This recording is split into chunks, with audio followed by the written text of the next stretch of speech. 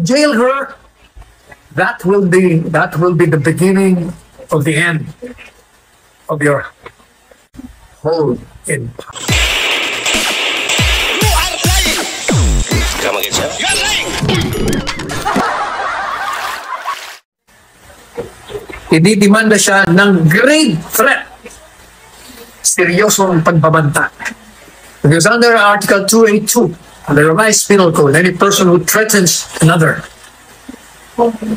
with harm or injury to his person and property is liable for grave threat. So, yan, sigurado yan ang ididimanda sa. At dahil malakas ang, siyempre, yung piskal, most likely, ipapile na yun. At kung yung judge naman, takot din. Dahil hindi naman lahat ng judge matatapang eh. Bihirang-bihira yung matapang eh. Palaging takot sa kung sino nasa kapangyarihan.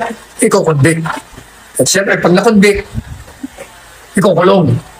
Yan ang wag yung gagawin. Maniwala kayo. Because if you do that, you impeach her or jail her, that will be the beginning of the end of your hold in power. Tandaan niyo yung sinabi ko. Ngayon, ano? Siyempre, mga abogado ka. Diretso na.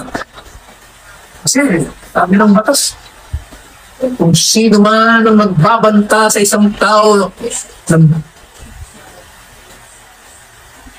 bibigyan niya ng isang hakbang o gawain na makakasakit sa kanyang katawan o sa kanyang ari-arian ay nagkakasala sa isang maselang pagbabanta o grave threat.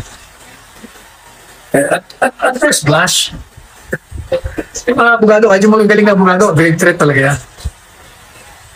Pero teka muna, ano bang sabi niya?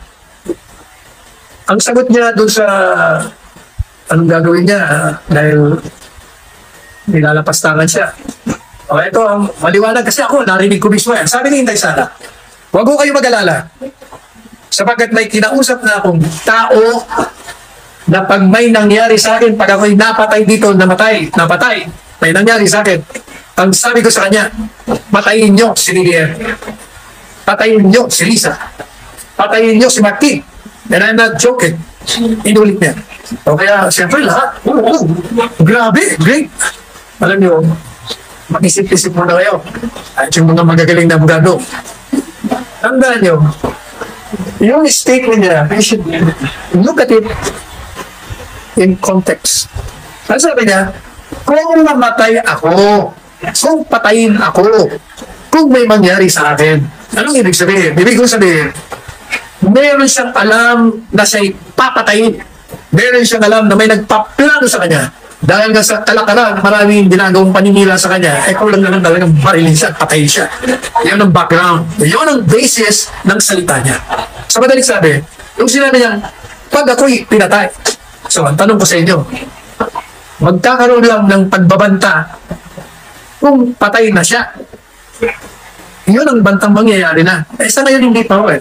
In other words, yung sinasabi ng Malacanang na that is an active threat. It's not an active threat. It is the opposite.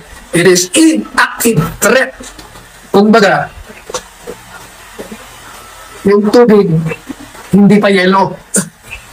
Pag nilagay mo sa freezer, saka lang magiging yellow, magiging buo. Plano pa lang yun. At hindi krimen ang isang plano. There must be an overt act. Kaya, relax kayo. Kayo na yung mga piskal. Pag pinansin nyo, gamitin nyo yung mga pinag-aralan nyo.